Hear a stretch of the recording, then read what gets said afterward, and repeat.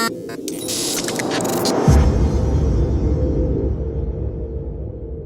tal? Buenos días, ¿cómo están? ¿Qué dicen? ¿Cómo les ha ido? Bien, muchas gracias, Héctor, aquí esperándote y pues comentando esto que vimos hoy en la mañanera, bueno, que lo vimos el día de ayer, el arribo de Carlos Slim, padre e hijo, a Palacio Nacional y las declaraciones que hoy hace la presidenta en torno a su arribo. Ya queremos escuchar tu opinión. Y lo otro, lo de Vancomer, Ernesto, perdón, Héctor, estos 5.000 millones de dólares, ¿no? Que estaría pensando invertir aquí Vancomer y que bueno, pues también ha sido parte de los comentarios que se han hecho el día de hoy en la mañanera. ¿Qué decir sobre esto, querido Héctor? Híjole, pues ¿cómo no se van a reunir si, bueno, empezamos si quieres por lo de Bancomer. Ya sabemos que cada año tenemos aquí en el país un nuevo récord de ganancias de los bancos.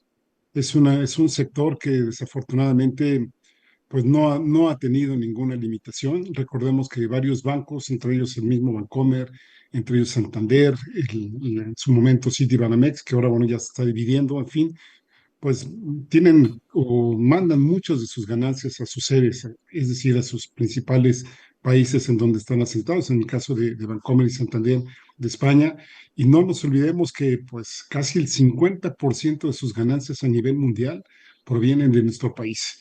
Y nuestro país porque finalmente pues no se les pone limitación alguna. Y estos nos ponen ahora sí que pues comisiones por todo tipo, inclusive individuos. A mí me acaba de pasar algo eh, importante, por ejemplo, tengo un hijo de 16 años, hace, pues, ¿qué será? 2 años le abrimos una cuenta en Banamex, que es ahí donde yo tengo desgraciadamente tengo una cuenta ahí, y bueno, el asunto es que nunca nos informaron que tenía que tener pues, un monto mínimo de 4,000 pesos. Fíjate, para una persona en ese entonces de 14 años, ¿no? 4,000 pesos. Y además, en el plan de renta, porque así le llaman, él tenía que hacer pues, dos movimientos, digamos, en banca y además en banca electrónica tener otros, cuando por ley pues, no está facultado para hacer movimientos en banca electrónica. Entonces, ya por definición, de ahí estará impedido para hacer algo. Bueno, pues hace poco nos dimos cuenta que le venían cobrando comisiones, comisiones y comisiones. Entonces fuimos al banco y entonces resulta pues que ahora hay que ir a cierta sucursal que está allá en la Ciudad de México, donde tienen una unidad pues ahora sí que, digamos, de quejas, vamos a llamarlo de esta forma, y ahí a ver qué nos dicen, a ver si en algún momento puedes recuperar estas comisiones que absolutamente son indebidas, o por otro lado, si tú cierras la cuenta, pues entonces ya pierdes esas comisiones. Entonces imagínense, no sabes si hay que ir hacia la Ciudad de México, ahí a unas cosas que están en Insurgentes, en Margaritas, o bien ya cerrarla para que sigan cobrando condiciones, pero entonces pues ya pierdes todo, ¿no? Y entonces ahí pues lo que quiere hacer es a Profeco, al CONDUCEF, pero nada más imagínense la cantidad de trámites que a veces te sale mucho más caro. Ahora sí que pues hacer toda esta serie de movimientos, no solo me refiero en términos monetarios, sino también de tiempo, y pues esos son los ganones que se dan, ¿no? También hemos sabido de recortes que se han dado en distintas sucursales bancarias, todo lo están digitalizando más.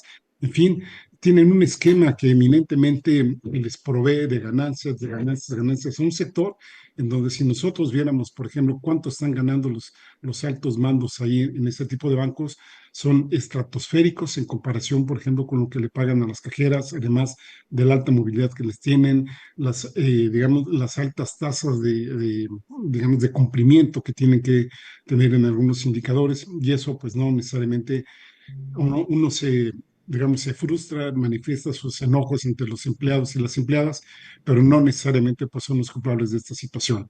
Entonces creo que en el caso de Bancomer, por un lado, qué bueno, es un indicador de inversión extranjera directa que lo están haciendo, pero también, como ya lo comentaban hace rato con el tema previo que venían hablando ustedes, pues siempre hay que ver, digamos, cuáles son los asegúnes que tienen este tipo de inversiones, porque siguen en un esquema eminentemente colonial, eminentemente expoliador, porque al final de cuentas habría que ver que de cada peso o cada dólar que invierten, como en la década de los 70, cuando se están yendo a otros países. Y me parece que es un punto muy interesante de analizar para ver qué tanto se está beneficiando. Entonces, en el caso de Carlos Slim, pues con todo este contexto que tiene la presidenta Claudia Sheinbaum, por un lado, los problemas internos, bueno, ya se ha venido comentando la cuestión que tiene que ver con los maestros, con la derogación de ciertas reformas, la de energética, por supuesto, la reforma a la ley de IMSS, la reforma a la ley de ISSSTE, en fin, y todos los movimientos que están dando, inclusive dentro de Morena, y todo lo que pues, ha creado ahorita la reforma al Poder Judicial. Recordemos que también Estados Unidos se viene agarrando de ahí para deslegitimar, para decir, bueno, pues a lo mejor sí necesitaban algo, pero cómo lo están haciendo es de donde están partiendo para deslegitimar todo cualquier movimiento que se pretenda hacer en aras de ya no tener este esquema que absolutamente solo ha estado privilegiando a muy pocos. Entonces creo que en ese sentido la presidenta recibe a Carlos Slim, se junta con él y creo que pues, en algún momento está repitiendo el esquema de López Obrador en su momento, cuando pues hicieron una serie de movimientos para rescatar el centro histórico de la Ciudad de México. Creo que ahora la presidenta trata de que pues económicamente no le vaya tan mal a México. Recordemos que acaba de haber una rectificación en el término de pronósticos del crecimiento de la economía mexicana, que lo bajaron del 0.6 al 0.1, lo cual es un indicador de aguas, porque algo está moviéndose ahí debajo, ahora sí que en las corrientes submarinas, que no sabemos por dónde va, pero sí, la presidenta que tiene toda la información pues está buscando cómo paliar las cosas y me parece ser que en aquella máxima que sea López Obrador de que hay que elegir la opción menos dañina, pues por ahí creo que se está moviendo la presidenta. Ya, gracias, mi querido Héctor Javier. Ya estamos viendo por ahí a nuestra querida Chucha Cervantes. Jesús, buenos días. ¿Qué tal? Muy buenos días, Ernesto, Violeta, Héctor. Acá Buenos andamos días, Jesús. Eso en es la todo. Casa de la Cultura. ¿Sí se oye bien? Se escucha bien, Jesús. Pues qué bueno que ya estás por acá. Y bueno, tenemos una noticia que yo creo que es la más relevante del año, de la más importante, que es a través de este video que les vamos a presentar en este momento. Vamos a escucharlo y regresamos con ustedes.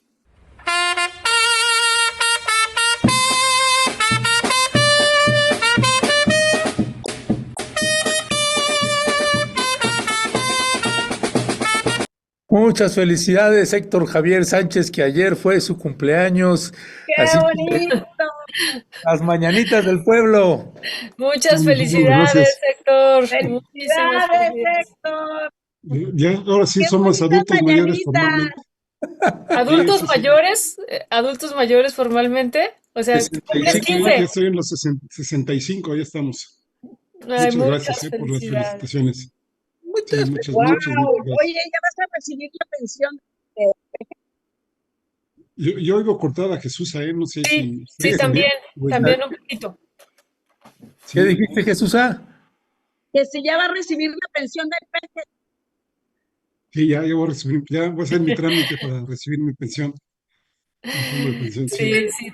También a Ernesto le hacen la broma luego, ¿verdad, Ernesto? Cuéntales la broma que te hacen. Sí, sí, porque Viene de ahí. yo me enojé con Clara Brugada, güey, porque Clara Brugada metió un programa aquí en la Ciudad de México que pues ya también los que cumplimos 57 años, 58 años, pues ya también alcanzamos pensión y, y me caló durísimo. Dije, ¡ay, qué feo se escucha eso! ¿No? Así que, pues buenos, pues ni modos. Pasa cuando Oye, sucede, mi querido Héctor. somos de la edad. Yo también ando en el 58. Pues Ah, mira, qué bien. ¿cuándo es tu Son muy cumpleaños? jóvenes, ¿eh? El 25 de diciembre es mi cumpleaños. Oh, wow. En plena Navidad, ¿eh? 25 de diciembre, qué bonito día. Jesús, allá no se nos va a olvidar nunca, nunca, 25 de diciembre. No, pues Bueno, muchas felicidades, querido Héctor, que te la pases muy bien. Esperemos que también ayer haya sido un gran día Gracias, y pues que sean gracias. 65 años y más. Y hay que ir por la beca para pagarle a Banamex. Sí, sí, sí, sí. Pues sí. Mi querida Jesús, pues bienvenida y aquí platicando un poquito de, pues el famoso Plan México y cómo se está desarrollando y ahora sí pues nos quieren inundar de ciudades industriales por todo el país y luego además Pues con este anuncio, si me haces favor de poner nuevamente el de Vancomer, mi querido Vikingo, esta imagen que nos mandó también Violeta, que el Banco Bilbao Vizcaya invertirá más de 100,000 millones de pesos en México en el periodo 2025-2030. Y bueno, pues pareciera que ahora hay como un romance con los bancos, que son los que más nos han estado robando por décadas. Pues México es el país en el que pues más han festinado ganancias los bancos. El Banco Santander es otro de los que también se han enriquecido de manera exponencial, y ahora pareciera que hay pues un romance con el gobierno actual, Jesús. Pues a ver, empezó la reconquista de España, ¿no? Allá cuando Enrique Peña Nieto, Ernesto Zedillo, toda esta parte que llegaron todos los bancos, cuando se les entrega finalmente después del rescate del Fobaproa, pero cuando está Enrique Peña Nieto, prácticamente le entregan todo el país a España, y entre los accionistas, bueno, estaban los bancos. Ahora, después de que Andrés Manuel López Obrador hace estos señalamientos con los bancos, con recuperar las empresas que estaban en manos de Iberdrola, toda eso, la parte energética, que lo discutimos aquí, Ernesto, sí, Ernesto y Violeta, lo discutimos en su momento también. Cuando Andrés Manuel hace toda esta recuperación, nosotros, mucha gente pensamos y lo aplaudimos, ¿no? Que iba a haber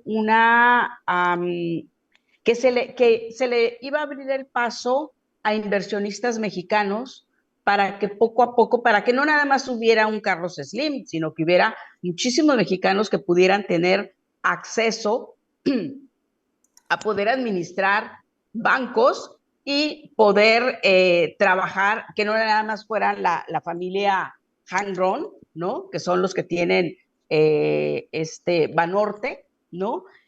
Que se pudiera también constituir una serie de accionistas mexicanos responsables, no como los que se fueron rescatados con el FOBAPROA.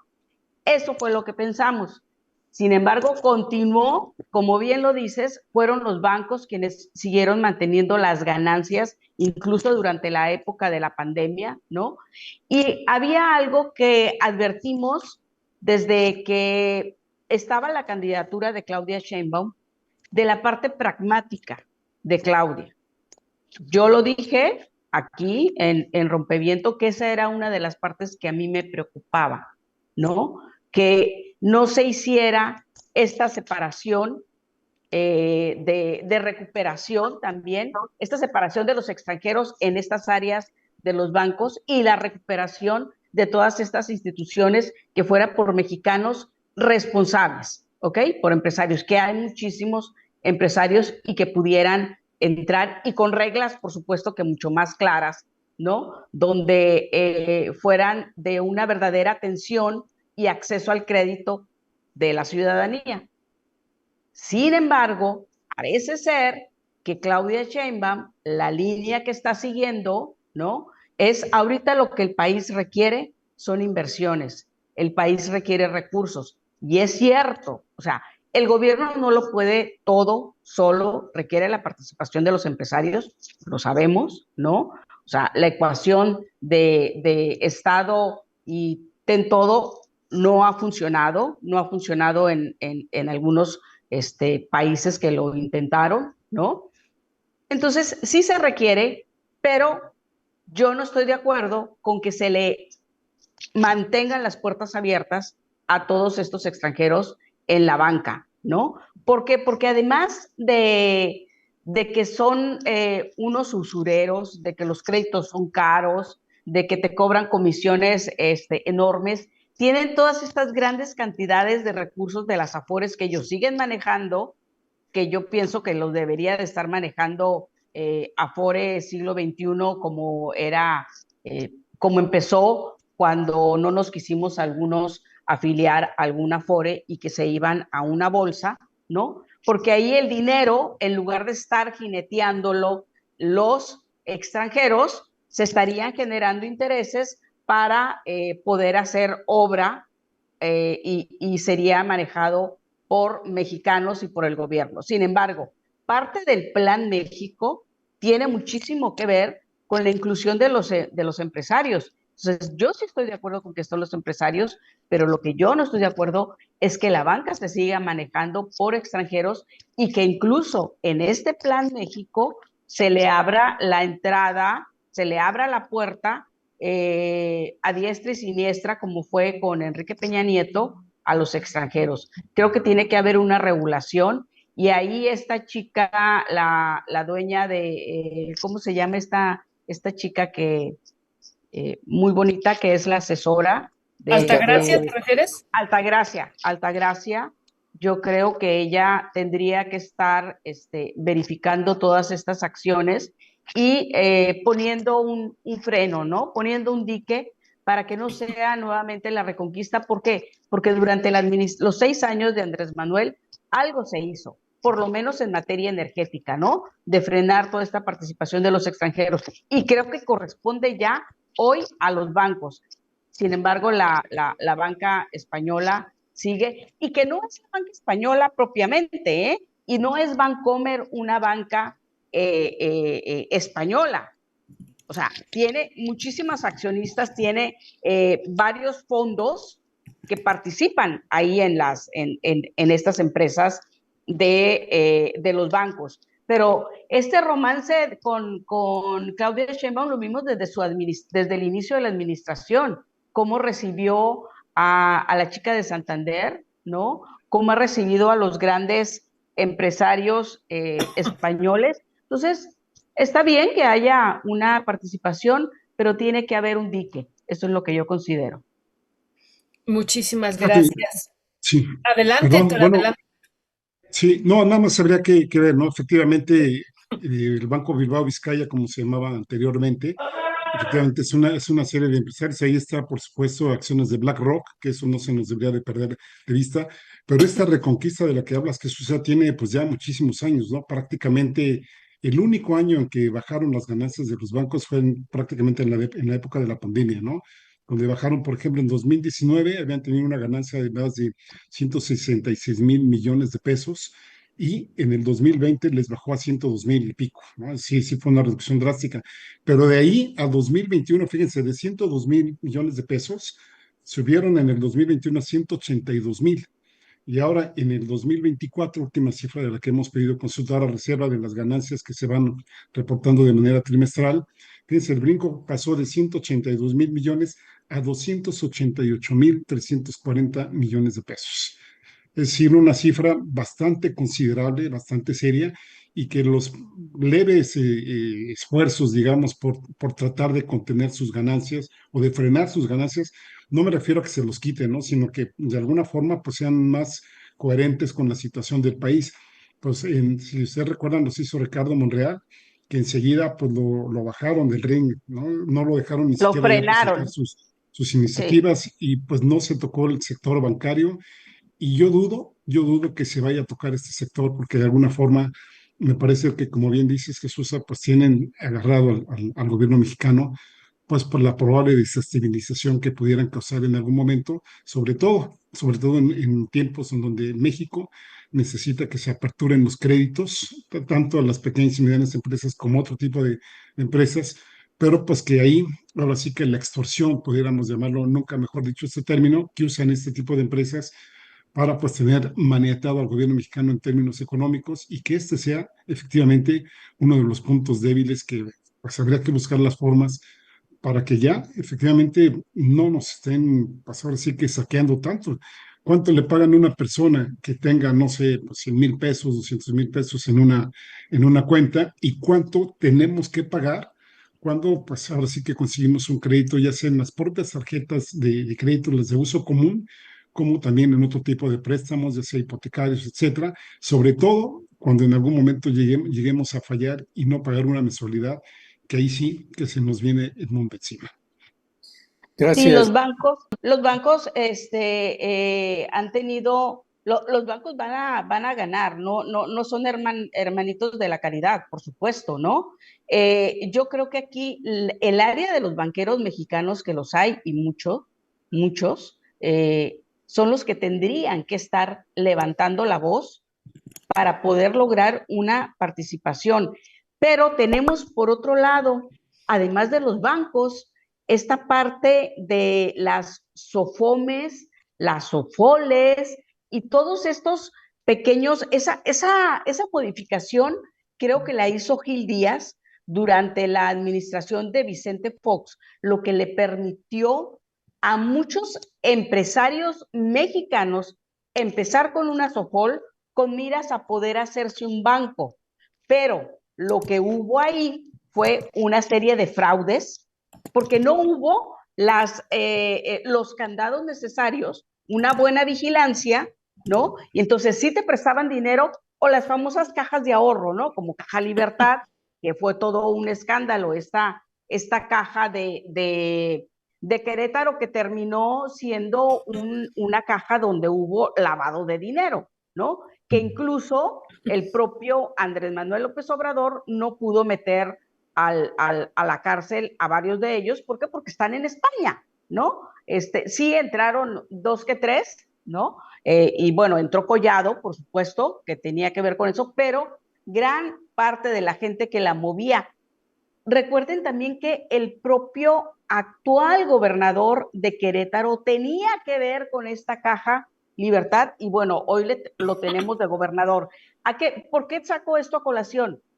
Porque no ha sabido poner el gobierno mexicano los candados correctos para que pueda participar también el empresariado mexicano en la banca. Terminan también cometiendo fraudes, mientras que los extranjeros que tienen los grandes bancos, lo que hacen es un asalto, pero de manera legal, a la ciudadanía a través de sus elevadas comisiones, ¿no? Gracias, gracias, querida Jesús y querido Héctor. Oye, Jesús, perdón, y les faltó mencionar las Afore, ¿eh? Que hay varios bancos con Afore y Ahí nos también vemos. tienen Hasta unas pronto. ganancias. Uf, perdón, perdón. Aquí ya me Es caí. autónoma, realmente. Por eso la Sí, queremos. Es cierto, es cierto. oye, Banorte fue es el que se ha quedado con la mayor cantidad de las Afores, ¿eh? Han logrado concentrar, después de que GNP, muchísimas aseguradoras, AXA, muchísimas aseguradoras que empezaron a tener problemas en sus países de origen, ¿no? Empezaron a soltar muchas de las Afores, ya no las podían manejar y compró mucha cartera Banorte. Por eso es tan fuerte la familia Hanron, ¿no? O ahora ya los hijos del profesor, porque manejan esta gran cantidad. Y déjenme decirle que es de los bancos que cobran, que dan más interés en el manejo de las afores, ¿no? Pero creo yo que los bancos no deberían de estar manejando las afores, las debería de estar manejando el gobierno para poder administrar. Que por cierto, todo esto de las afores, todo este manejo bancario tiene que ver justamente, se cruza con las demandas de la CENTE, ¿no? Con la Sí, reforma que hizo Felipe Calderón en el 2007, que la primera reforma que hizo fue justamente a la ley del ISSSTE, ¿sí? En la ley del ISSSTE, donde mete ya que los maestros ya puedan tener sus afores en, en bancos, cuando antes no era así. Es decir, los trabajadores de empresas privadas que teníamos las afores en los demás bancos, Bancomer, Santander, etcétera, todas las demás instituciones bancarias, los maestros no las tenían. Lo que hace Felipe Calderón es justamente estos cambios, pero no solo eso. Lo que dice es, con estas afores que van a manejar, van a poder participar en los proyectos gubernamentales Bueno, ahí vimos también gran parte de las Afores en el aeropuerto que se pretendió hacer de Texcoco. Recordemos esos también, ¿no? O sea, ah, hubo un manejo muy perverso, ha habido un manejo muy perverso de las Afores, tanto de empresas privadas y luego después con la de los maestros. Entonces, cruza la crisis que hoy estamos viviendo con la CENTE, cruza justamente por el tema de las Afores. No, nomás habría que ver, fíjense, no sé, ¿cuánto fue el presupuesto de este año? El presupuesto de egresos de este año, pues, como 9 9 billones, ¿no? millones. Más o menos, ¿no? Bueno, lo que ahora manejan las Afores son 8.340.000 millones de pesos. Es decir, prácticamente tienen o están manejando todo el dinero de un año de todo el país. Ese es el tamaño de las ganancias de las Afores, ¿no? Porque aquí luego el discurso oficial es que, bueno, que no se puede tomar estos fondos porque son de los trabajadores, efectivamente. Pero ¿y las ganancias? Las ganancias que se pueden dar de aquí, yo creo que efectivamente sí podrían ser también un motor de desarrollo y un motor también, pues, de recuperar en parte lo que es ahora sí que el término de solidaridad, ¿no? Recordemos también el gran golpe que le dio Cedillo en el 95 al Instituto Mexicano del Seguro Social cuando le retiró justamente el manejo de todos estos fondos y los privatizó. Y ahí, pues obviamente Sí, seguimos teniendo los efectos de esos coletazos que dañaron a la población y que beneficiaron y muchísimo a un reducido grupo de personas de la claro. élite. Y, Héctor, no sé si recordarás, y también ustedes, Ernesto y Violeta, creo que era Peñalosa Web el que estaba manejando el tema del IMSS y que terminó en la cárcel, ¿no? Por el manejo fraudulento de todos estos recursos, ¿no? Eh, y finalmente, o sea, tanto el gobierno, ¿sí? Por una mala administración, se suponía que para evitar esta corrupción, para evitar este manejo erróneo que tuvo Peñalosa Web, que terminó en la cárcel, creo que era uno de los directores del IMSS. Y lo recuerdo muy bien porque yo en esa época estaba en el periódico El Economista y bueno, eran justamente los temas que se manejaban o son el fuerte, ¿no? El tema económico. Y fue cuando empiezan todos estas, el sacar del Afore siglo XXI, ¿no? Que en lugar de que la manejaran ellos, se pasara a los bancos. Los que no quisimos estar en las Afores, nos mandaban ahí a un fondo, lo seguía manejando siglo XXI. Ahora, siglo XXI, pues creo que lo manejaba Norte, ¿no? Entonces, ¿qué es lo que está pasando? Si tú le quitas todas esas Afores a los bancos, se se caen sus ganancias. Eso es lo que les da. Y es una política como la que se aplicó en Argentina, en todas estas, en Sudamérica, y que terminaron colapsando a esos países, ¿no? Por el mal manejo y que se lo dieron a instituciones extranjeras. Sí, como si en la iniciativa privada no hubiera corrupción, ¿no? Sí, Yo recuerdo desde siempre ese discurso, ¿no? Ay, sí, esto hay que privatizarlo porque en el gobierno todo es corrupción. Y bueno, pues que ahí usualmente se necesitan dos partes, ¿no? La que recibe y la que da, curiosamente. así es. ¿Ya podemos preguntar? Sí, Digo, sí, sí, sí. Sí, sí. Adelante, ya. adelante. Violeta, Te toca, Ernesto. puedes empezar con tu primera pregunta, Violeta, por favor. Sí, sí. Muchísimas gracias, queridos Jesusa y Ernesto. Ya estábamos pensando irnos a desayunar y seguirlos escuchando, por supuesto, claro que sí. Sí. Buen Se día. deberían de agradecernos, Sí, sí, para que sí, no les sí. dé hambre. Oigan, yo creo que esto que están comentando es muy importante. Ya se fue Ernesto, ya se fue. Ya se fue a desayunar. Vamos por los tacos, México, vete, vámonos. Fue a ver su estado de cuenta en su. Sí, sí, sí. Y yo solamente agregaría este uso que se hace también en términos especulativos de los ahorros de los trabajadores, ¿no? Que también eso es algo sumamente importante, ¿no? La cotización que se hace o el manejo que se hace ya en términos de estos instrumentos financieros y cómo se utilizan también pues estos ahorros de los trabajadores ahí.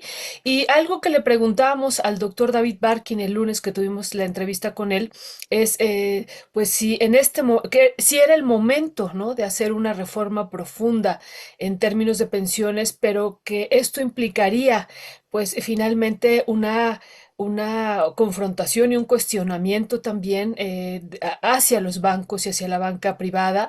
Y pues esa es una pregunta, ¿no?, que sigue aquí. Sin embargo, pues lo que vemos es que el discurso y las acciones del gobierno federal van en otro sentido, ¿no? No de confrontar, y lo entendemos, lo hemos platicado aquí, ¿no? Entendemos una parte, decíamos, tiene la mayoría ahorita el Congreso, la mayoría morena en el Congreso y podría hacer algunas acciones de fondo, pero finalmente también pues el capital está siendo cuidado por esta administración, ¿no? Y pues también se hacen evaluaciones en términos de posibles fugas de capitales y que eso llevaría a una situación de desestabilización. Es un tema pues realmente complejo y qué bueno que ustedes lo están abordando así también de esta manera. Pero si están de acuerdo, Héctor y Jesús, creo que le tocaría a Jesús a pasar a este tema, pues que nos importa también mucho a las y los mexicanos, lo que va a ocurrir el próximo domingo en estas elecciones. Y pues vemos una gran cantidad de cuentas que están llamando a no votar. Hay un trending topic que ya lleva ahorita ya 13 horas, ¿no?, posicionado de llamando a no votar, y se llama no, yo no voto el 1 de junio. Y por otro lado vemos también una campaña de anular el voto, y pues esto también de los acordeones, Jesús, y pues también la enorme dificultad pues que tendrá para muchos y muchas. Y estaba pensando en la noche que pues todavía hay millones de personas en este país que no tienen acceso a internet, y entonces cómo revisar también pues los perfiles sin la posibilidad de tener acceso a ver los currículums y las historias de cada uno y cada una de las candidatas, querida Jesús. A ver, lo que no entiende la oposición es que esto ya cambió. O sea, es una ley. No por más que tú llames a no votar, ¿sí? No se va a dar el cambio. El cambio va a ocurrir con una votación baja o alta. Yo creo que va a haber una votación baja, sí lo creo así. ¿Por qué? Porque la manera en que se dio debió haber sido de manera paulatina, ¿sí? Quizá primero los estados o quizá primero la Suprema Corte, luego los estados, porque se volvió una elección sumamente complicada. Poca gente conoce los nombres, o sea, de todas las grandes listas que hay, no se conoce, sobre todo en los estados. Mediáticamente podrás conocer por ejemplo, las 3 ministras que, que actualmente ocupan ese cargo y que van a contender, ¿no? Que ya sabemos quiénes son y son muy mediáticas. Pero de ahí en fuera, tú le preguntas a la gente y no lo sabe, ok. Pero indudablemente que después del 1 de junio, este país va a ser otro, va a haber un nuevo poder judicial, nos guste o no nos guste, logre la oposición a concientizar a la gente o convencer a la gente de que no vaya a votar, o del otro lado que sí vayan a votar, ¿no? O sea, esto ya cambió, no hay vuelta de hoja, es una ley, está en la Constitución, es lo que tienen que entender, y lo que deberían de haber hecho el Instituto Nacional Electoral y los institutos estatales electorales, que nunca lo hicieron, fue haber realizado una verdadera campaña donde le pudieran decir a la ciudadanía que tiene el poder, que va a democratizar el poder judicial, ¿sí? Y con lo más inmediato, con su estado, con el juez que le va a resolver el problema de las demandas sobre la pensión alimenticia, divorcios, o sea, las cosas más inmediatas que a la gente le involucran, ¿no? y el Instituto Nacional Electoral haber hecho lo suyo en la parte de la Suprema Corte de Justicia de la Nación. Ahora, fue muy atrabancado todo, se logró con de una manera también muy atravesada, con un voto de un personaje que ya se comentó en su momento también, así es como lograron la reforma, pero ya está. Entonces, si ya está, lo que debieron de haber hecho es haber cumplido con su papel el instituto, todos los institutos estatales, ¿sí? De haber dado una enseñanza a la población, de explicarles cómo se va a votar, cuáles son los perfiles, si vas a votar por un candidato progresista o no, como por ejemplo habla una de las analistas que a mí me gusta mucho verla, que es Viri Ríos, ¿no? De cómo ella ha realizado un trabajo que debió haber hecho el Instituto Estatal Electoral, no un ciudadano, ¿no? Entonces, ¿eso a qué te va a llevar? ¿A qué te lleva? Como tú bien lo dices, Violeta, hay muchísimas zonas donde no hay internet. La gente no tiene ni idea por quién va a votar, ni siquiera tiene idea de para qué sirve, ni siquiera sabe de qué se trata la votación en muchas zonas, ¿no? Entonces, creo que estuvo mal planteada, pero ya fue, ya está. Es una ley y el país va a cambiar después del 1 de junio. Yo no sé si la oposición esté pensando, creo que por ahí escuché a Acción Nacional, de que pudieran acudir a instancias internacionales, pero sucede que la ley no estableció un mínimo como votación. Entonces, sea baja o no, la votación es válida. Eso fue un grave error que también tiene la reforma, no se incluyó, a diferencia, por ejemplo, de la revocación de mandato, que requiere un mínimo para que pueda ser válida. Entonces, si la oposición quiere ir a instancias internacionales, yo no sé con qué argumento pudiera lograr una anulación. Ahora, en los estados hay algunos que están pidiendo, como lo comentamos el viernes de la semana pasada, en el caso de Baja California, se está buscando la anulación de la elección local. La elección del estado ya está, por cierto, en manos del Tribunal Electoral del Poder Judicial de la Federación y va a tener que decidir antes del domingo si se va a anular o no la elección local. El Sí, me estoy micrófono, callando, ¿eh? Ernesto, el micrófono. Ya. Si no, Héctor ya va a empezar. Sí, sí, no, pues no se agarra esto y ya, se acabó el programa. Oye, Héctor, pues bueno, está este tema también de las boletas, que pues los famosos acordeones que se ha convertido también en ya todo un escándalo y bueno, esta modalidad que hay ahora de inducir al voto también por parte de figuras públicas, sea activistas, gente de Morena, periodistas, artistas, pues todo el mundo dice, pues bueno, no, yo no quiero inducir al voto, pero yo voy a votar por estos y yo voy a votar por estos otros. Y cada quien, ¿no? Poniendo ahí su papeleta. ¿Cuál es tu mirada de este proceso electoral? ¿Cómo lo estás viendo? Sí. Fíjate que vi la entrevista que le hiciste a Pedro, el dirigente de la CENTE, y él mencionó al submarcos, ¿no? Donde dijo, podrán cuestionar el cómo, pero no las causas. Y aquí, bueno, podríamos cuestionar un poquito los cómo. Yo creo que el país ahorita está perdiendo una oportunidad de que las personas, ahora sí que los de a pie, pudiéramos adentrarnos más en lo que es el Poder Judicial, ¿no? Yo creo que se centró demasiado, ahora sí que todo lo que se informó o se desinformó, como lo quieran ver, de cómo votar y cómo llenar las boletas, que es el 1 de junio, etcétera.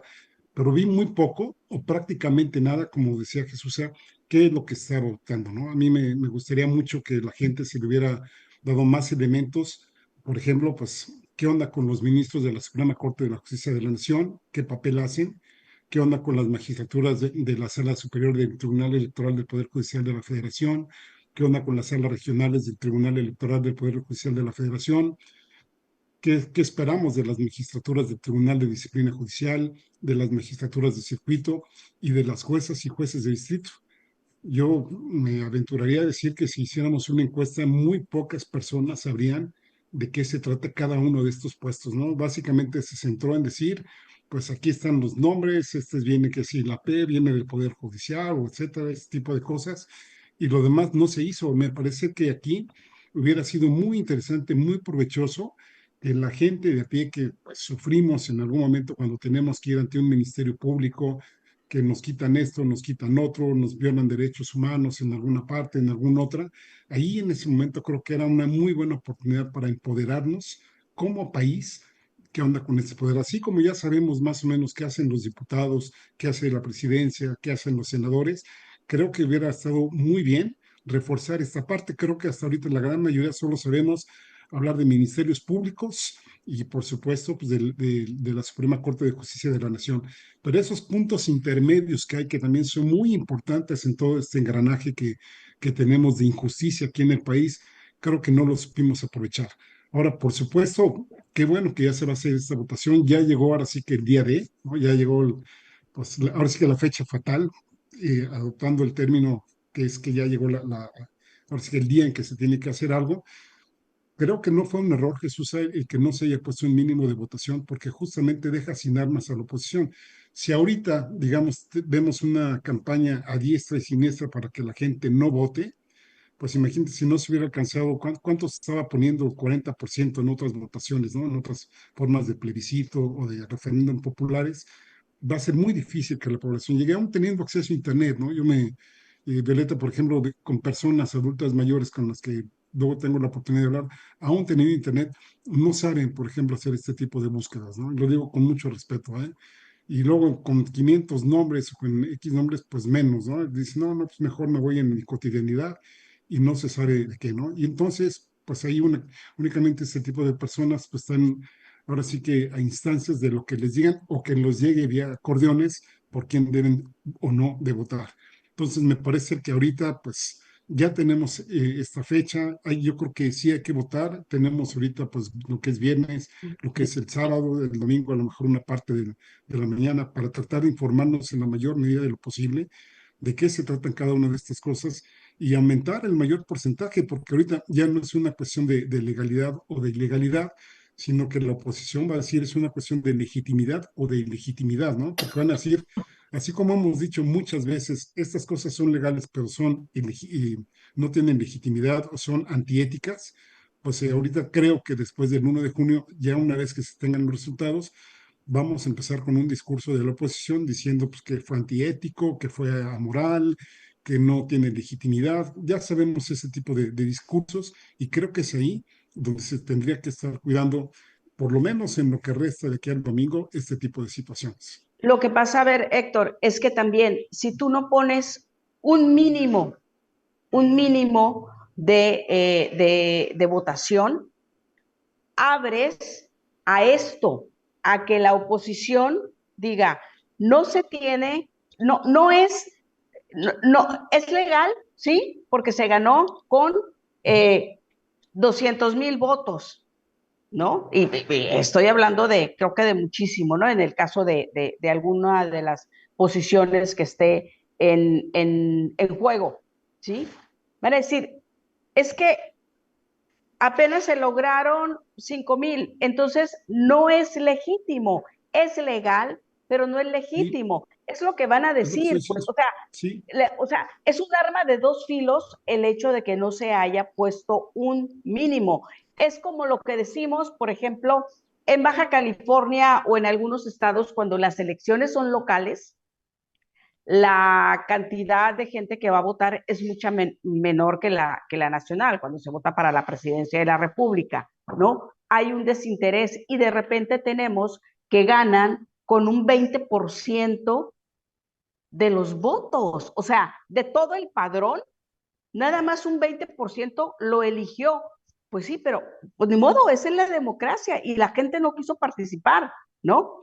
Ok, entonces, si tú ya estás abriendo esto a que no haya un mínimo, por lo menos cumple con tu obligación, institutos, ¿sí? de darle la información adecuada a la ciudadanía y promueve el voto, no en favor de nadie, promueve el ejercicio de votar, promueve el hecho de que tú tengas el poder como ciudadano para lograr una mayor democratización. La gente si actualmente poca gente sabe qué es lo que hace la judicatura, que es la que sanciona a los jueces corruptos, o a un juez que comete una ilegalidad actualmente, menos, o sea, no vas a ver ahorita el Tribunal de Disciplina, que es el que ahora va a hacer ese papel, ¿no? De analizar el trabajo de cada uno de los servidores públicos del Poder Judicial que no cometan alguna ilegalidad, y ahí los vas a poder denunciar. Entonces, creo que sí fue un error, ¿sí? Porque con eso le das armas a la oposición. Yo ahí sí difiero de. Mira, Jesús, aquí el asunto está, finalmente ese valor que tú llegas a poner va a ser arbitrario, ¿no? Puedes decir el 20%, si pones un 20%, van a decir, pues 20% es muy poco, ¿no? ¿Cuántas veces no se han cuestionado a presidentes que salen electos con un 30% de la votación? Por ejemplo, cuando hay tres o más candidatos, dicen, no, pues sacó la mayoría, pero no, pues no es legítimo, ¿no? De ahí, por ejemplo, que en algunos países venga la segunda vuelta. Pero eso no les quita que no ejerzan sus funciones, ¿no? Ve las votaciones que hemos tenido. Recuerdo en el caso de López Portillo que no hubo oposición, con que hubiera votado él mismo y su mamá y su esposa y sus hijos, ya era presidente de la República, ¿no? Porque recordemos que ahí se fue todo, ¿no? Y en otros plebiscitos que se han hecho, de ejercicios que se han hecho, bueno, por ejemplo, el que se investigue uno de los presidentes de la República, no se llegó a la votación que se esperaba, una votación que también hizo el EZLN, tampoco se llegó a la votación que se esperaba. Entonces, a mí me parece, o supongo, que esto se valoró y dijeron, bueno, pues si no llegamos a un determinado porcentaje que siempre puede ser cuestionado, porque habría que ver cuál es el punto de corte que se toma, se puede no llegar. Y si no se llega, pues todo esto se viene para abajo o como se hubiera planteado entonces, ¿no?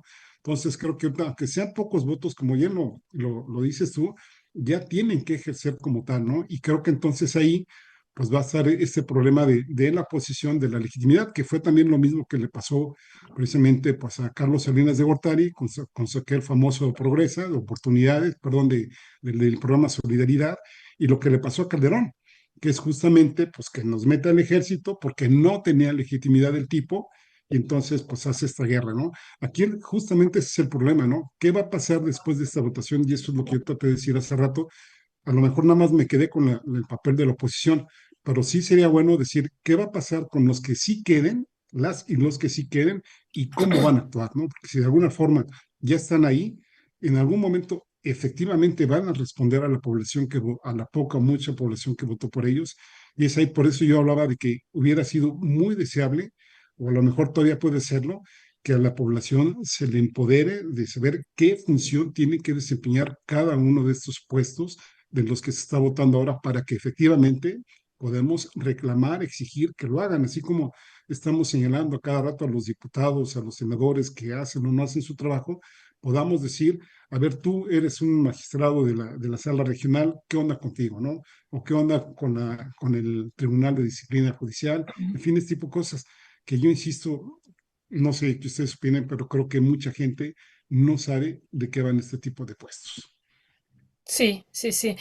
Sí, Héctor, yo estaba comentando este dato que realmente es apabullante porque anoche los días anteriores hemos escuchado repetir, ¿no? A varios periodistas y analistas y pues que hay que ir a internet a consultar los perfiles, es la única forma de consultarlos prácticamente ahorita ya en esta recta final y pues el dato este de casi 22 millones de personas en este país no tienen internet, también es, por eso lo decía, además de lo que tú dices, Además, que sí, esa es la sí, otra parte muy importante de la gran dificultad y de lo que decía Jesús, ¿no? De temas tan importantes que estamos poco familiarizados o nada. Por ejemplo, para mí me parece en esta elección estratégico el Tribunal de Disciplina de Justicia, como ya lo estaban comentando ustedes, estratégico, ¿no? Porque es este organismo, ¿no? Que va a vigilar el desempeño de todo el poder de los jueces, magistrados y ministros en nuestro país Y ahí me parece que hay que poner mucho énfasis y pocos también se hizo pues una difusión o más bien prácticamente nada de lo que implicaba este nuevo organismo. Y bueno, pues ya estaremos viendo qué transcurre este fin de semana. Jesús, yo quisiera preguntarte, nos quedan unos minutos y a mí me parece que es muy importante también escuchar su opinión sobre el tema de la Coordinadora Nacional de Trabajadores de la Educación. Hemos visto pues lo que está transcurriendo acá en la Ciudad de México y hoy a mí me llamó la atención, no sé a ustedes, ¿no? Que pues un periodista en la mañanera insiste, ¿no? Insiste en denostar a los trabajadores de la coordinadora, a los profesores, y la presidenta, pues sentí que lo paró y ella dijo cuando dijimos, ¿no? Que venía, que cuál era esta relación de bloquear el INE y que venía la reforma al Poder Judicial, las elecciones, y que decíamos que tiene que ver eso con la demanda de la CENTE. Y ellos, dice la presidenta esta mañana, se manifestaron que no era su intención, ¿no? Boicotear la elección al Poder Judicial, pero vemos una campaña brutal de golpes, de golpeteo y de denostar a la Coordinadora Nacional de Trabajadores de la Educación, prácticamente apabullante, querida Jesús, ¿no? ¿Cuál es tu valoración sobre este tema, Jesús, a que tú también le has dado seguimiento por años? Oye, lo que pasa, Violeta, es que eh, la gente, la gente que va a trabajar, la gente que no le dan permiso porque no pudo llegar, sale afectada, ¿no? ¿Y qué es lo que demanda? Bueno, la represión, ¿no? Para que pongas orden. Y del otro lado tenemos a una presidenta que acertadamente dice, no los vamos a reprimir, y creo que así debe de ser. Ahora, también habría que ver qué tanto, qué tanta parte de la gente que participa en las movilizaciones realmente lo hace por una determinación o sea, todos quieren mejores condiciones económicas, lo sabemos. La presidenta les dijo, no se puede ir hacia atrás, cambiar la reforma porque no hay dinero. Ok, ¿no? Entonces, hay una parte que tendríamos que analizar quién está detrás de los que utilizan este tipo de movimientos, ¿sí? Para generar un caos. Y ojo, yo no estoy diciendo que no se deban manifestar o que no deban de luchar por un mejor ingreso como maestros. Claro que cada persona debe de luchar y debe de allegarse de todos los elementos que tiene para hacer una manifestación y poder exigir lo que corresponde por el pago y un trato digno como empleado. Pero lo que yo, en este tipo de movimientos, sobre todo de la coordinadora, siempre yo tengo la duda de qué parte no es asusada por intereses ajenos a los que traen los propios maestros para poder generar un caos. Y lo digo por lo siguiente. Cuando se tenía la sección 9, por ejemplo, en la Ciudad de México, una de las secciones mucho más, si no la única Muy combativa, democrática, ¿no? muy combativa y muy democrática, ¿no? Pero estaba dentro del CENTE, ¿no? Del Sindicato Nacional. Cuando la CENTE, la coordinadora, agarra, toma mayor fuerza y que su centro viene siendo Oaxaca, digo, después fue Chiapas también, pero el centro neurálgico de donde se llegaban a los acuerdos para hacer movilizaciones y más, era Oaxaca. Hay que recordar que José Murat, gobernador de Oaxaca, que traía un pleito con el Bester Gordillo, le pagaba a gente para que llegara el dinero a la CENTE con un objetivo de utilizar las demandas de los maestros, ¿sí? para poder generar un caos y disminuir el poder que tenía el Bester Gordillo en el Sindicato Nacional de Trabajadores de la Educación. Es decir, en algún momento logró meter su cuchara y desvirtuar, ¿sí? Ahora, difícilmente tú podías distinguir de dónde venía o quién estaba intentando manipular a algunos de los maestros. Y no estoy hablando de los líderes, porque los líderes tienen plena conciencia, ¿sí? Estoy hablando del maestro que no forma parte de la cúpula que toma las decisiones, ¿no? Y que está en su justa demanda por mejores condiciones de vida. Pero recuerdo muy bien, cuando estábamos en la Cámara de Diputados, a mí me dieron las cifras de la cantidad de dinero que les daba José Murat para generar caos, ¿sí? Entonces, hoy yo no creo que eso se haya modificado. ¿Por qué? Porque José Murat sigue siendo un personaje que está activo hoy en la política, aunque no lo veamos aparecer físicamente, ¿no? Yo creo que él sigue moviendo hilos, creo que él se asoció con algunos morenistas, ¿sí? Para poder utilizar todo esto que está ocurriendo con las demandas y generarle un caos y tomar partido político, sacar beneficios políticos y desestabilizar o pretender desestabilizar a la presidencia de la República. Creo que eso sí se está dando y sin quitar de ninguna manera todo el derecho y la obligación que tiene todo trabajador a manifestarse para lograr mejores condiciones laborales. Gracias, Jesús. Bueno, Héctor Javier, hace rato pues estamos hablando de los bancos, de las Afores, platicando precisamente, pues hizo una argumentación bastante sólida Pedro Hernández, el líder de la sección 9 de la CENTE, y también tuvimos una entrevista con Gustavo Leal, tu gran compañero y amigo también, que es pues uno de tus invitados frecuentes ahí en Mirada Crítica, pues a pregunta expresa también que le hacía Violeta a Gustavo, es decir, esta argumentación que ya casi la hicieron de moda, no hay dinero y no se puede eliminar la reforma del ISSSTE del 2007 porque no hay dinero.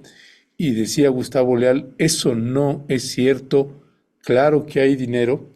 Y lo mismo también el de Pedro Hernández. Y ahorita que estábamos hablando de la cuestión de los bancos y cómo se han enriquecido con las Afores, pues uno de los planteamientos es, ¿por qué demonios nos están queriendo y por qué están echando a andar a la gente contra la CENTE y no contra los bancos? No sé, pues eso con los bancos, con quien tendría que estarse enfrentando la presidenta de la República y no contra la CENTE y no estar diciendo no hay dinero. Ese es el tema de fondo y todo lo quieren distraer con las formas de protesta porque si unos se portan mal y pintan no sé qué, cuando el fondo es otro y los maestros y las maestras llevan décadas en esta lucha y se esperaba que con el sexenio de López Obrador y con el de Claudia Sheinbaum, pues se corrigiera esto y pareciera que es al revés. No sé cuál es tu mirada. Oye, pero Ernesto, permíteme tantito, Héctor, porque sí. Ernesto, yo creo que hay justamente manos que son de afuera, que están tratando de generar este caos. No, yo te escuché ahorita lo que dijiste, yo no lo comparto, Jesús. Por eso yo estoy haciendo este otro planteamiento, porque yo sí no comparto eso, ¿no? Y el planteamiento tiene un fondo muchísimo mayor que si alguien les está desestabilizando. Sí, en movilizaciones tan grandes y pasa también con los normalistas de Ayotzinapa y pasa también con las feministas, que luego todo lo quieren decir, es que las feministas son unas destroyers, porque nada más llegan y hacen destrozos, y los normalistas de Ayotzinapa nada más son violentos y hacen destrozos, y los de la CENTE también. Y otra vez, es como si estuviéramos con Peña Nieto, con Felipe Calderón, con Ernesto Zedillo, en fin, a mí me parece que el tema es otro y cuando uno ve las condiciones de vida que tienen los compañeros y las compañeras del magisterio, pues dices, oye, llevan décadas y ahora resulta que son los malos, son los intransigentes. Es como decía Gustavo Leal, si hay recursos en el presupuesto, pues ¿por qué no por qué no la presidenta de la República hace un llamado, ¿no? Y llama a su gabinete, se junta con el magisterio y a ver, revisemos el presupuesto, hacia dónde se está asignando qué, y esto que está diciendo la gente también, ¿cuánto se están metiendo los bancos por las afores? La ganancia que están teniendo los bancos es un insulto. Y la bronca tendría que ser con los bancos, entre otras cosas. Pero bueno, ese es mi punto de vista, perdón que ya me apasioné aquí. No, no, Héctor, está muy bien. Y coincido, mira, yo dividiría en dos planos mi intervención. Por supuesto que aquí el punto de fondo es la reforma que hizo Felipe Calderón en su momento en 2007, donde por supuesto resquebrajó pues muchísimas cosas en temas de seguridad social y pensiones a los trabajadores que estamos al servicio del Estado. Ahí me parece que tendría que ser visto, por supuesto, de esa manera. Yo invito a las personas que amablemente nos están oyendo, en el Colegio de la Frontera Sur tenemos ya en el repositorio varios libros que hemos escrito precisamente con Gustavo, hablando de estas cuestiones que tienen que ver pues, que con las AFORES, con la reforma de pensiones, con todos los temas, con todos los temas de seguridad social. Llevamos por lo menos escritos como 7. Recientemente, pues, ustedes les consta que en la Feria de Minería acabamos de publicar un libro, justamente donde hacemos una crítica de cómo se estaban dando estas cosas y cómo el presidente López Obrador hizo una reforma, a nuestro parecer, absolutamente insuficiente de lo que tendría que haber sido, porque prácticamente fue una procrastinación hacia la problemática que se viene, porque este fondo, pues el fondo con el que van a estar compensando las pensiones de los empleados, pues cuánto va a durar, ¿no? Y el propio secretario de Hacienda hablaba de unos 15 años, más o menos, ¿no? Y después, ¿qué va a pasar con esto, ¿no? Y una de las demandas, precisamente de la gente, es decir, esto tiene que quedar ya fijo, ¿no? No tiene que depender si hay o no presupuesto, como lo estabas tú comentando, Ernesto. Y efectivamente, por eso yo hablaba hace rato de las ganancias que manejan las AFORE. Estamos hablando de más de 8 billones de pesos, estamos hablando de millones de pesos. Son cantidades que ni nos imaginamos.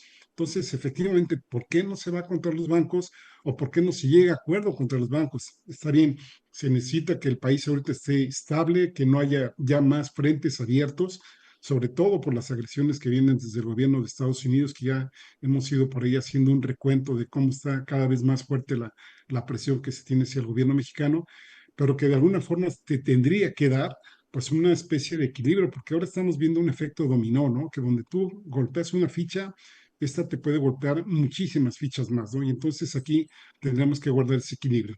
Y la segunda parte de esta intervención, efectivamente, yo tampoco descarto lo que dice Jesús, que en algún momento aquel dicho que dice, este, los enemigos de mis enemigos son mis amigos, que sí haya gente también que ahora que ve la confrontación de la gente con el gobierno de la República, pues sí, también trate de asusar estos enfrentamientos, trate de levantarlos y ahora yo no dejo de ver así, pues es que el propio gobierno le dio armas a este tiburón, le dieron muchos dientes, se le salió de control, en fin, todo ese tipo de cosas, sin llegar, como también atinadamente lo mencionas Ernesto, ¿cuál es el fondo de la cuestión? No solo es una cuestión de dinero, es una cuestión de decir, pues es que la gente tiene que trabajar más, y perdón, tiene que ganar más dignamente, ahora sí que por el producto de su trabajo. Pero también entonces tienes otros sectores que dicen, bueno, ¿cómo que un magisterio, un maestro, puede o podría jubilarse a los 50 años? Por ejemplo, Pedro, oí cuando dijo, pues yo empecé a trabajar a los 19, 20 años, ya cumplí 30, ya tenía 49, 50 años, ya me podría jubilar, ¿no? En el resto de trabajos tienes que jubilar hasta los 60, 65 años, ¿no? Entonces, como en unos sectores sí y en otros sectores no, es ahí donde digo que luego las cosas pueden tener un efecto dominó. Por eso es muy importante para mí que nos enfoquemos efectivamente a lo que tiene que ver con la derogación de la reforma del 2007 de Felipe Calderón y ver cómo pueden plantearse las alternativas para que con los mismos recursos que se ganan en las Afore, ahora pues no se inviertan en las ganancias de ellos y se inviertan más en las cuestiones que tienen que ver, como lo señala, pues ahora sí que nuestra Constitución, de que el Estado tendría que de alguna forma garantizar que las riquezas que se generen en el país se distribuyen de una manera lo más equitativa posible. Muchísimas gracias, queridos Héctor y Jesusa. Y bueno, pues aquí se trata también de presentar los diferentes puntos de vista. Jesusa tiene ese punto de vista y pues me parece también muy respetable y pues es parte también de la discusión que se está dando en este país. Y lo vemos muy álgido también acá en la Ciudad de México, ¿no? Jesusa, esto que tú decías. Y bueno, pues ya estaremos viendo qué va a transcurrir este fin de semana. La coordinadora ha dicho que mañana va a dar su posicionamiento una vez de que haya consultado a sus bases y que pues puedan discutir estos 5 puntos que les han propuesto desde el gobierno federal y pues estaremos atentos y atentas a lo que transcurre el día de mañana. Será muy importante este día de mañana sábado porque estaremos viendo si va a transcurrir esto que todo pareciera indicar que no, por lo que hemos estado leyendo, pues que no van a boicotear la elección del Poder Judicial, como ellos han insistido que ese no es su interés, ¿no? Su interés, insisten, es que se derogue la ley de ISSSTE de 2007 y ese sería el punto. Pero bueno, estaremos viendo lo que transcurre el fin de semana. Querida Jesús, ya creo que ya tienes que ir, ¿verdad? Y por lo pronto les mandamos un fuerte abrazo, Héctor, Jesusa. Y Héctor, muchísimas felicidades nuevamente, Gracias. que celebres mucho con muchas pizzas de tierra adentro, ¿no? Y muchas tazas de café. Fuerte abrazo, queridos. Chucha, Adiós, gracias. ¿con qué te despides, Chucha? Tú eres la que se Ya se tiene que ir, ¿no? Quiero que me acompañes ahí Sí, paraditos los Ernesto, dos. Jesús ya nos dice que ya se tiene que ir. Ya. Ok, Vámonos. ok. Bueno, pues hasta luego, Héctor, hasta luego, Jechucha. No, para mí, nada más déjame decir dos cosas, ¿no? Yo sí quisiera terminar con dos cosas. Una, por supuesto, pues ojalá la gente pueda votar, no solo votar, sino que lo hiciera de la mejor manera posible, de la manera más informada posible, quise decir. Y la otra, por ahí leí un comentario donde me dicen que las personas adultas mayores sí tienen capacidad de información. Sí, yo no quise de ninguna manera descalificar ni mucho menos, ¿no? Sí he sabido de personas que, por supuesto, sí están informadas, pero me refiero a que la gran mayoría, por lo menos de los que he tenido la oportunidad de consultar, que se dedican a este tipo de cuestiones, ese es uno de los peros que pone, ¿no? Me parece que mientras más personas de todas las edades estemos mejores informados, pues mucho mejor. Por eso, qué bueno que comentabas lo del acceso violeta, pero también habría que ver si en dado caso algún familiar, algún conocido o conocida, pues no le sabe muy bien esto de las tecnologías, pues que apoyemos también ahí y que pues vayamos lo más informados posibles a votar. Pues que tengan muy buen fin de Así semana es. y gracias por las felicitaciones hacia mi cumpleaños. Muchas felicidades, Héctor Javier. Gracias, gracias.